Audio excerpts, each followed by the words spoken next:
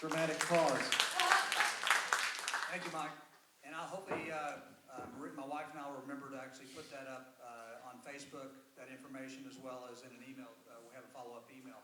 So I want to actually embarrass a friend.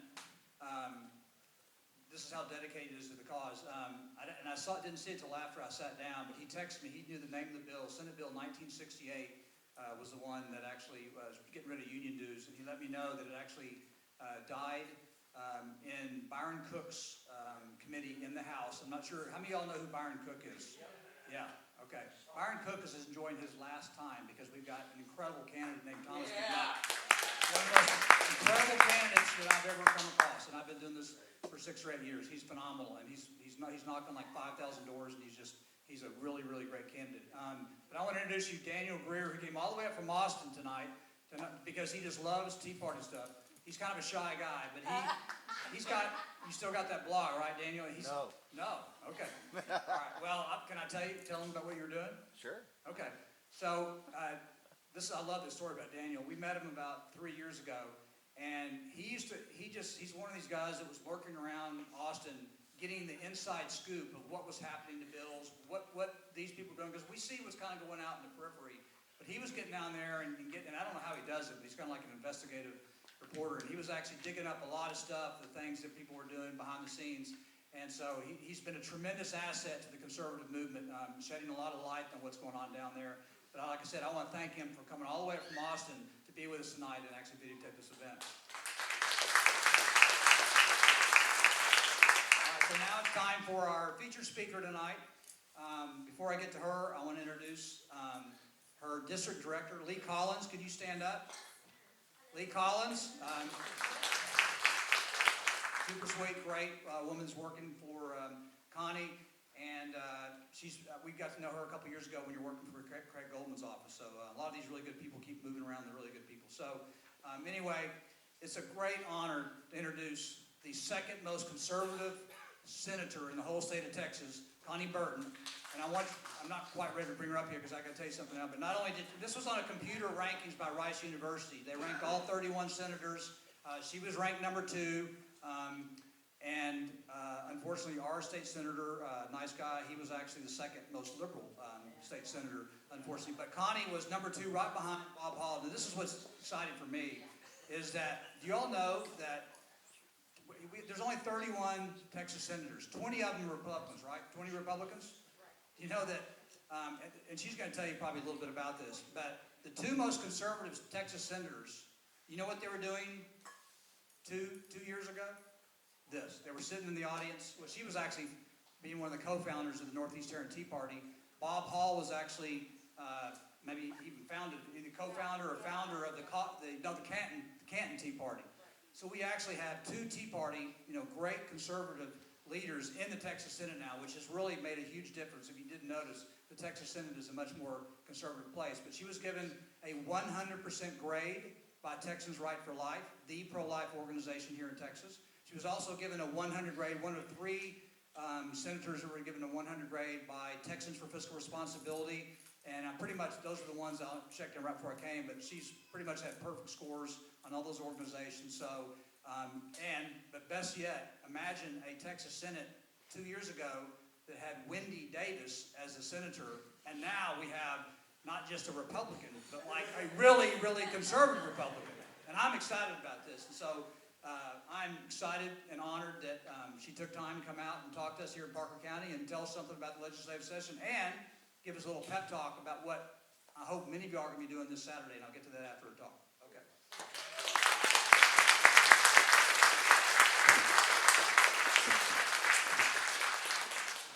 Thank y'all so much. It's an honor to be out here. Thank you very much. It's beautiful. Okay, so first, I don't have my, are you going to do it there, Lee? Okay. Sorry. I was going to remind everybody I was going to introduce Lee to everybody, but you've already done that. And just kind of, in case y'all, I think a lot of you might have know Kathy Scott, who was my campaign manager, and then she was my district director, and that's why now we have, oh, hi, how are you? Seeing lots of friends now that I'm looking out in the crowd. She is just about, so why Kathy Scott is no longer my district director is she's just about to have a baby. And so we'll probably be putting that up on Facebook when that happens, but keep her in your prayers. She's kind of at home now, getting ready and nesting and that kind of thing, and we're so happy to have Lee Collins as our district director now. Let's go ahead and start. What we have is a little presentation here for you, and I'm going to kind of go through the session and things this way. All right. So the first thing that we're going to talk about is the importance of the grassroots. And this is just going to come, not going to be up there, I'm just going to talk about it a little bit. But, I'm obviously probably talking to the choir, preaching to the choir here. But, I wouldn't be where I am. I mean, who would, here's the fact of the matter, really. Before I was an activist for years, I was a stay-at-home mom. So first and foremost, that tells you what a great country we live in, right? That a stay-at-home mom, one day can be a Texas state senator the next day, which is pretty phenomenal. But obviously, I had a job previous to my kids and college education and all that kind of thing. When you're running for office and you're running particularly against those now, like you said, Wendy Davis got out of the race. So she was in the race for a little while when I was in it, and then she got out of the race. So I was running against a Democrat that didn't have name ID. But before that, I was running in a 5-person race from the Republican side, from the primary. And I was running against a guy, what was his, Mark Shelton? I was just going to talk about his name ID, and I couldn't remember his name. He was a House member for 2 sessions, Lee. Yeah, so he was a House member for 2 sessions. Not particularly remarkable in terms of, conservatorship, being a conservative or anything like that. But he was known because he was a House member for 2 sessions. And it was absolutely incredible how hard we had to fight to win that Republican primary. Because people, even up to the point of when people were going up to the ballot box, the day of voting, whether it was early voting or election day, people were just, as hard as we worked, it was an 18-month campaign, and we worked it hard. We knocked on doors, we mailers, we were everywhere, anywhere. It was a hard-working campaign, and yet people would go up to vote at the end of 18 months of getting everywhere, being everywhere, and they're like, they were just going to vote for Mark Shelton because of his name. That's a lot of how people vote. So, it is so very, very important that you all get out and help at all levels, not just the presidential, not just congressional, not just, Texas State House and Senate. All these elections are important. More so, the closer they are to your community, actually. So it's important that you get out and talk to them about the candidate. Tell them what they can do, where they sit on policy. The one-on-one is what people need and love, frankly. You'll be amazed. People will thank you for knocking on their door and talking to them about the candidate. And if that's the only time they hear, they'll go to that ballot box and sometimes vote for that person. So if the other side is doing it a lot more than you are, that's they're going to get those votes. So it just means so much to all of us who are running to have all of you out there helping us, because it is very, very hard, particularly against incumbents. And that's why we have the problem that we do with incumbents. They know this. They know it's very, very easy for them to keep their jobs, particularly with somebody that doesn't have name ID.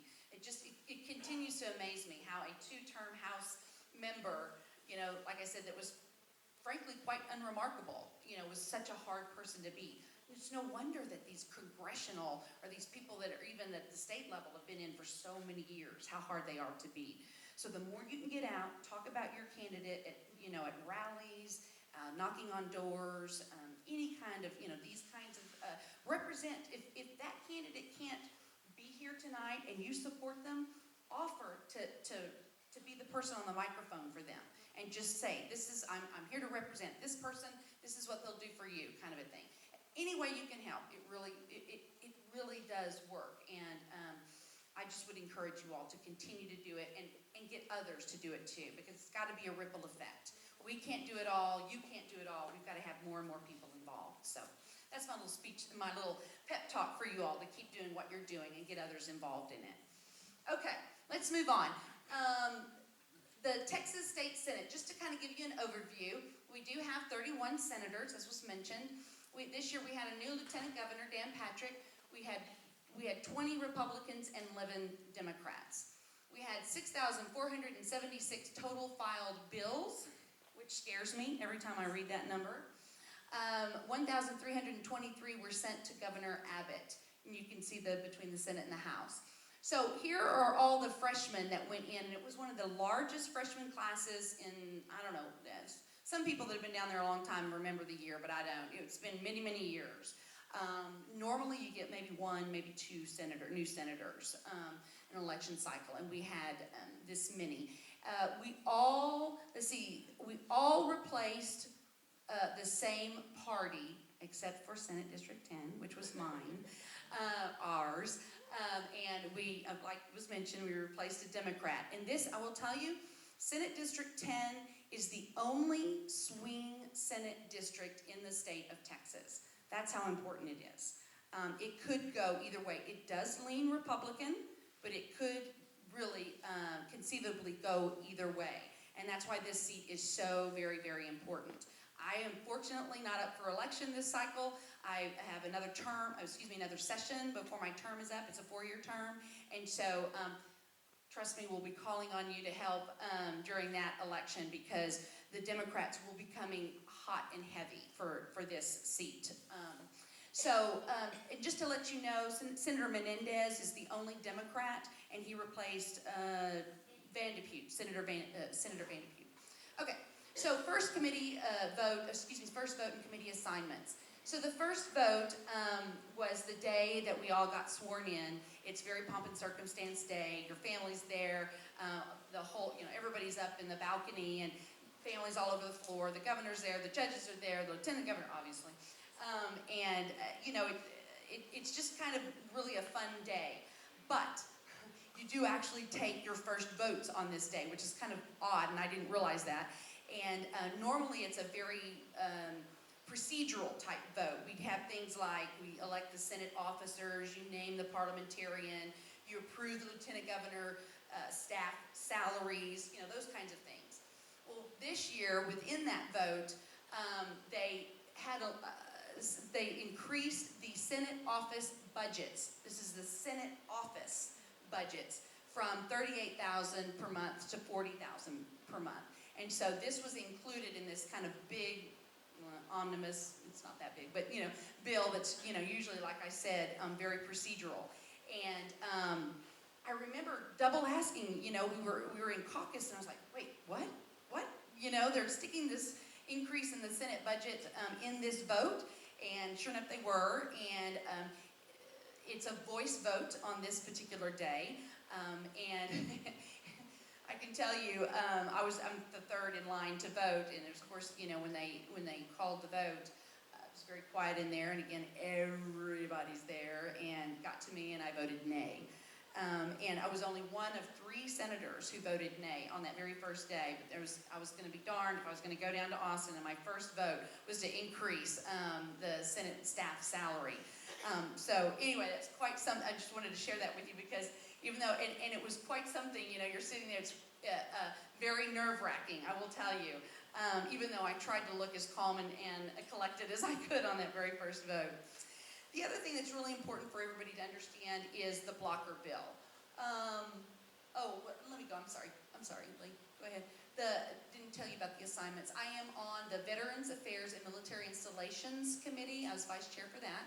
On the Criminal Justice Committee, and on Higher Ed Committee, and on Nominations Committee. All right, so the blocker bill is very important for everybody to understand, and a lot of you here might know this already, but it is unique to the Senate. It was established in 1930, actually, and it's just a procedural, it's something that's put in the way so that a bill cannot even come to the Senate floor to vote on unless you have 21 senators in agreement on this particular bill. So Lieutenant Governor Dan Patrick wailed against this as when he was senator, and he ran on it for when he was lieutenant governor. He said we absolutely have to lower the threshold for this, because in his mind, we had a Republican governor, a Republican speaker, a Republican lieutenant governor, and yet a minority of the Democrats could stop good conservative legislation in the Senate because of this particular blocker rule that we had in place. And so he campaigned on it, and once he was lieutenant governor, he really pushed hard for us to change this rule. I will tell you, I don't just walk in and say, yes, we're gonna, because he said, or anybody says, we need to do this. Changing rules, gives me great pause. And I wasn't, necessarily just on board right away. But looking at it and realizing that, yes, a small minority, could stop and had stopped many good pieces of legislation, I got on board. We changed it to a 19-vote threshold or 3/5, whereas before it was 2/3. And so that was passed at the very beginning of session, and that is why the Senate was able to pass good conservative legislation this session. Many of you might have noticed that, the Senate seemed to have been more conservative, and it was, trust me. We would have never gotten this blocker bill. We would have never changed this rule had it not been for all of us freshmen in there. It would not have happened. So we were the ones that got that changed. But it's also a big part of why the Senate was able to get good conservative legislation through.